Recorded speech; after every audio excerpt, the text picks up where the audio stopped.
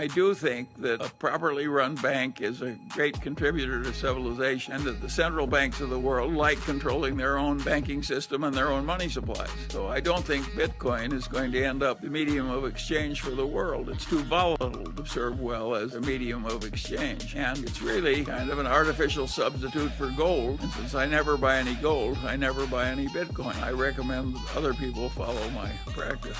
I mean, can you play the clip in 2012 and 13 when it was at 200 and everybody was laughing at me on CNBC every time I would talk about Bitcoin? Where is it going? It's probably going to 100, then 150, then 200,000. In what period? I don't know. 5 years, 10 years, but it's going there.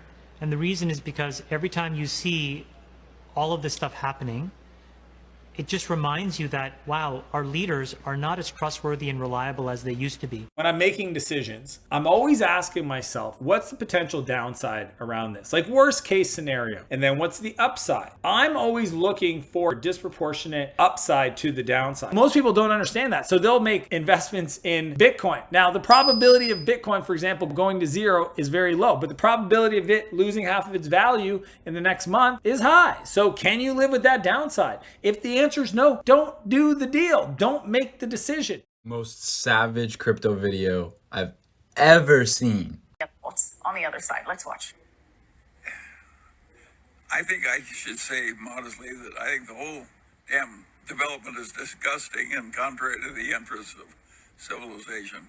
I mean, isn't Charlie Munger old enough to be your great-grandfather, Michelle? Like, I mean, do you go to your great-grandfather for investment advice on new technologies? Michelle?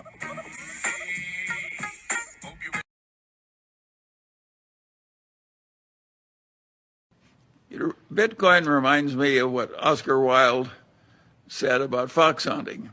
He said it was the pursuit of the uneatable by the unspeakable. This pizza cost $570 million. Yes, I said that right. 11 years ago, on May the 18th, Laszlo Hanyek wrote on a Bitcoin forum asking if anyone would deliver him 2 large pizzas in exchange for 10,000 Bitcoin. At the time, 10,000 Bitcoin was worth around $41, which was a very good deal as the pizzas only cost $25. Just 4 days later, on May the 22nd, Jeremy Sturtevant, or Jerkos, delivered 2 Papa John's pizzas. Since then, the value of 1 Bitcoin has gone up to $57,000, meaning that same 10,000 Bitcoin is now worth $570 million. The 22nd of May was dubbed Bitcoin Pizza Day, and that's how.